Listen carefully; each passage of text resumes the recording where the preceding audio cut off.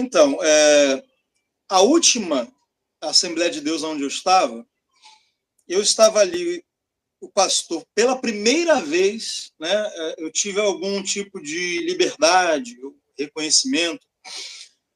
Eu estava ali, eu era o professor da escola bíblica dominical, eu tinha mais um culto à noite, que era culto só de ensinamento, e o líder do Ministério de Louvor ali. E esses estudos que eu fazia começou a crescer ali, e o pastor ficava até admirado, porque ele falou, poxa, dava às vezes 5, 10 pessoas, você está conseguindo reunir 50 pessoas aqui. Só que aí eu confessava, cada dia eu confessava mais 10. No primeiro dia de estudo eu falei, vai ter 10 pessoas. No segundo eu falei, agora vai ter 20. E aí foi.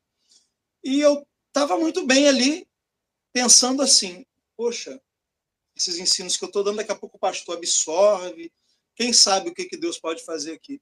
E foi nesse momento onde, pela primeira vez, eu me senti aceito, né, naquele meio, foi que Deus falou comigo claramente que era para eu sair. Uau! Todas as outras vezes parece que Deus, não sei se para me dar experiência, para que eu conhecesse, porque hoje eu tenho muita facilidade em falar com pessoas que estão ali dentro das denominações, talvez pelo fato de eu ter ficado na visão, porque o que eu praticava era diferente da cultura na qual eu estava inserido. Então, eu estava ali, respeitava, né, as regras ali que existiam naquela denominação, mas o meu estilo de vida era a vida no Espírito. O que eu praticava na minha vida era... Isso nós estamos falando de 4 anos atrás. 3 anos. 3 anos atrás. 3 anos. Foi nessa primeira vez, Deus falou, sai, você vai... A ordem foi a seguinte, você vai sair daí e você não entra mais em ministério nenhum. A ordem foi clara, assim, você vai sair daí e você não entra mais em ministério nenhum. Uau! E eu enfrentei uma crise muito grande. Por quê? Porque depois que eu saí, eu achei assim, como 10 anos antes, Deus tinha me prometido que me daria recursos para que eu levantasse o ministério com a visão que ele tinha me dado, visão essa que eu recebi também através do seu ministério. Eu sempre esperei, não, vai ter um momento que eu terei meu próprio ministério, vai ter um momento que eu vou ter o meu povo. E quando eu saí, o que você acha que estava no meu coração? Poxa, agora Deus está falando comigo que é para eu sair, então é agora que o negócio vai acontecer. Agora que Deus vai me dar um ministério, vou ter um local, as pessoas vão reunir, e eu vou transmitir, e com aquele sonho, né, de ouvir e crer, vai ser um ouvir e crezinho aqui no Rio.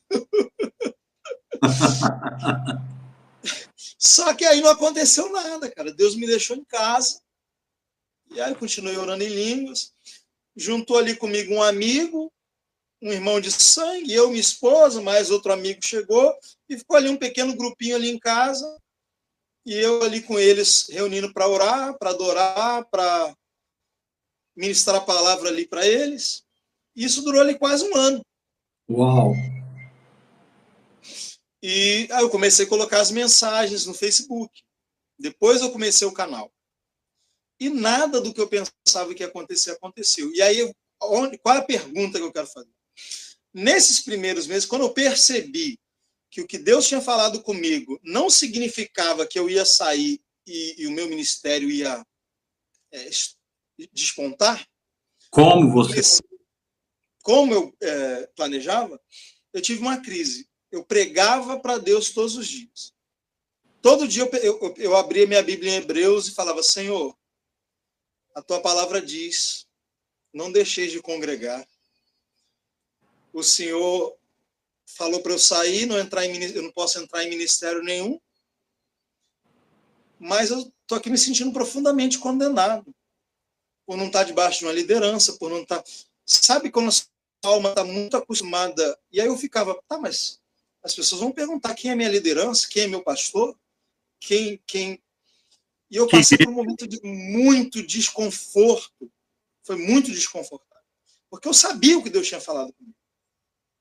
Mas, ao mesmo tempo, uma parte de mim falava, cara, será mesmo que Deus falou isso comigo? Porque não deixei de congregar. Como que você vê isso? Porque assim, eu percebo que tem muitas pessoas que hoje, né, tem a gente assim como um mentor, aprende muito mais ali no WhatsApp, no YouTube, do que nas suas denominações, e às vezes estão ali passando o pão que o diabo amassou, sentem que não dá mais, que não suportam mais certas coisas, certas doutrinas, mas sentem esse medo, né, de talvez estar saindo e estar se tornando aí um desigrejado, porque existe sim um movimento de revoltados. Existem as pessoas que Deus arranca do sistema, e aí de repente gasta ali um tempo limpando aquela pessoa, e existe um povo que sai, são os essênios. Qual é o... Essênios. Que são aqueles revoltados, né? E aí começam a guerrear contra as denominações, e aí eles não vivem o evangelho, eles vivem um movimento anti-religião, mas não entram no verdadeiro evangelho. Não saem para viver o evangelho, saem para viver uma oposição ao sistema que está, mas não... Eles são contra a mentira, mas não estão na verdade. E as pessoas têm muito medo de se tornarem isso. O que você diria para essas pessoas que estão ali se sentindo como Davi ali, né? Naquela armadura de Saul, já conheceu os ribeiros de águas, mas não consegue se desprender daquela armadura, se sente... Outras que já saíram, talvez estão nos assistindo agora ou vão nos assistir futuramente, já saíram do sistema, estão em casa, mas ainda tem essa condenação, muito por conta também disso que foi massivamente, olha, não abandoneis a vossa congregação e tudo. O que você diria para essas pessoas? Primeiro, o segredo da vida do Espírito não é aqui nem ali. É dentro de nós. Jesus disse: o reino de Deus não está aqui, não está ali. O reino de Deus está dentro de vós. Na conversa com a mulher samaritana, essa questão foi levantada, porque ela ficou impactada. E ela disse para Jesus: Senhor, nossos pais dizem que é nesse monte que a gente deve adorar, que era o Monte Gerizim.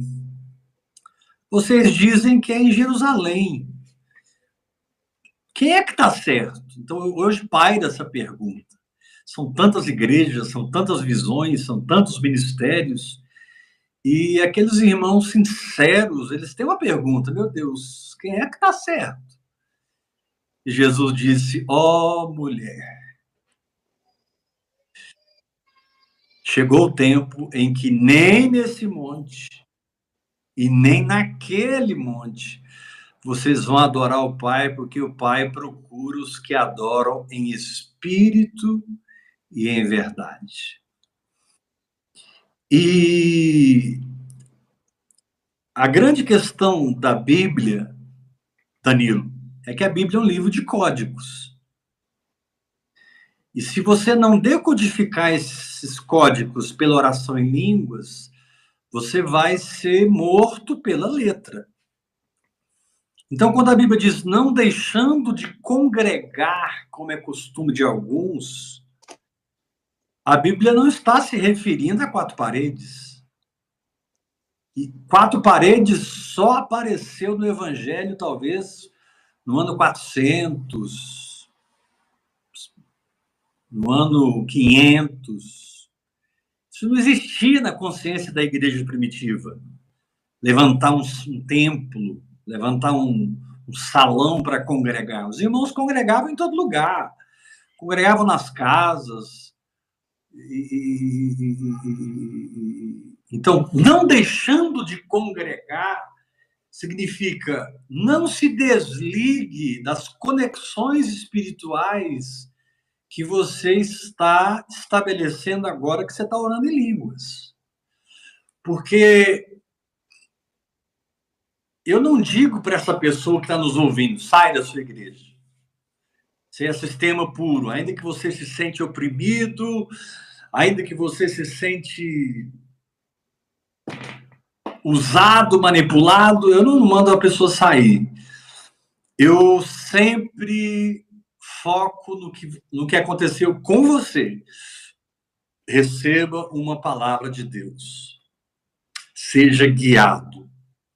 Porque se a pessoa não parar de orar em línguas, a religião e a liberdade no espírito não vão ficar no mesmo lugar. Se a pessoa não parar de orar em línguas, a doença e a oração em línguas não vão ficar no mesmo lugar. Se a pessoa não parar de orar em línguas, o pecado e a oração em línguas não vão ficar no mesmo lugar.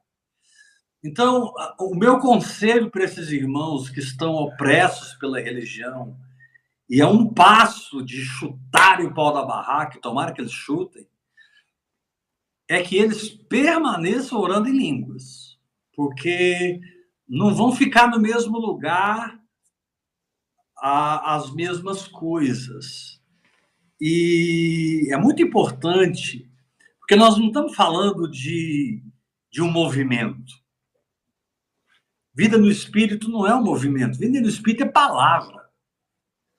Vida no Espírito não é uma onda. Vida no Espírito é uma jornada. E ela é de fé em fé e de glória em glória. Então, eu preciso saber o que Deus falou que gerou o primeiro passo. O que Deus falou que gerou o segundo passo? Passos de fé. O que Deus falou que gerou o terceiro passo, o quarto, quinto, sexto, sétimo? Então, a grande dificuldade das pessoas é ter essa consciência espiritual do que Deus está falando. Porque quando Deus começa a falar, acaba a confusão. Como acabou com você. Como acabou comigo.